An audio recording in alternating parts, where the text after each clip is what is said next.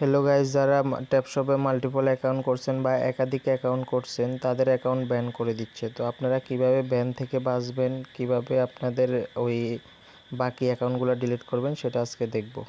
তো প্রথমত ট্যাপশপে অ্যাকাউন্টে চলে আসবেন বা বোর্ডে চলে আসবেন, তারপর উপর ডান কোণা থ্রি ডটে ক্লিক করবেন, তারপর দেখেন ডিলিট অ্যান্ড ব্লক, এখানে একটা ক্লিক করবেন, তারপরে ডিলিট চ্যাট এটাতে ক্লিক করবেন। ঠিক আছে, তো ডিলিট করলে আপনার এই অ্যাকাউন্টটা ডিলিট হয়ে যাবে। এখন আপনি যদি ধরেন এক মোবাইলে 3টে অ্যাকাউন্ট চালান, যে অ্যাকাউন্টে সবচেয়ে বেশি থাকবে ওটা রেখে বাকি যে 2টা থাকবে বা 1টা থাকবে বা 3টা থাকবে, যেগুলোতে কম থাকবে ওগুলো আপনি ডিলিট করে দিবেন এইভাবে। ঠিক আছে, আর আপনার হচ্ছে যে এইটাতে সবচেয়ে বেশি থাকবে ওটাকে ডিলিট করবেন না, তাহলে আশা করি আপনার অ্যাকাউন্টটা ব্যান হবে না।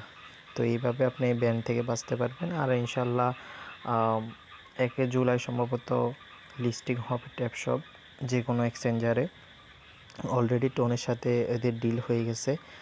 আর বাইবিটেও একটা খবর দেখলাম, বাইবিটেও এটা লিস্টিং হওয়ার অনেক বড় সম্ভাবনা আছে।